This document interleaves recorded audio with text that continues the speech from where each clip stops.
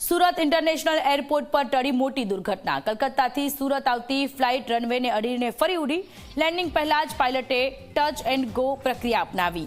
રનવેને અડીને ફરી વિમાનને ટેક ઓફ કરાવાયું। 20 થી 25 મિનિટ સુધી ફ્લાઇટે આકાશમાં ચક્કર લગાવ્યા। બાદમાં પાયલટે ફ્લાઇટનું સુરક્ષિત રીતે લેન્ડિંગ કરાવ્યું। સુરક્ષિત લેન્ડિંગ કરાવતા મુસાફરોએ લીધો રાહતનો શ્વાસ। કલકત્તાથી સુરત આવતી ફ્લાઇટ કે જેમાં ટેકનિકલ ખામી, રનવેને અડીને ફરી ફ્લાઇટ ઉડી। 20 થી 25 મિનિટ સુધી આકાશમાં ફ્લાઇટ ઉડતી રહી અને પાયલટે સૂઝબૂઝથી ફરી એક વખત સફળ લેન્ડિંગ કરાવ્યું।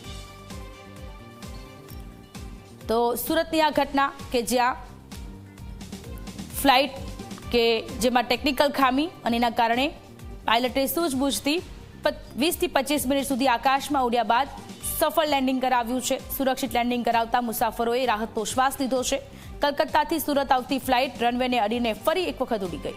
સંવાદદાતા ચેતન વધુ વિગતો સાથે જોડાયેલા છે। ચેતન, સુરતમાં પાયલટે પોતાના સૂઝબૂઝથી સફળ લેન્ડિંગ કરાવ્યું છે ફ્લાઇટનું, મુસાફરોએ રાહતનો શ્વાસ લીધો છે, વધુ વિગતો શું છે?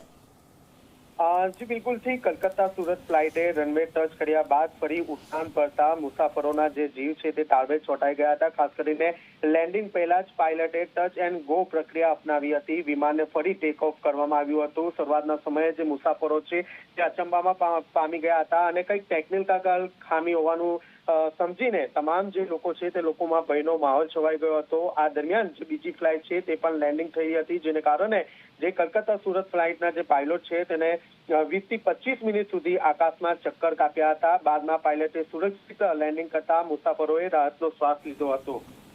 જી ચેતન, આભાર તમામ વિગતો માટે।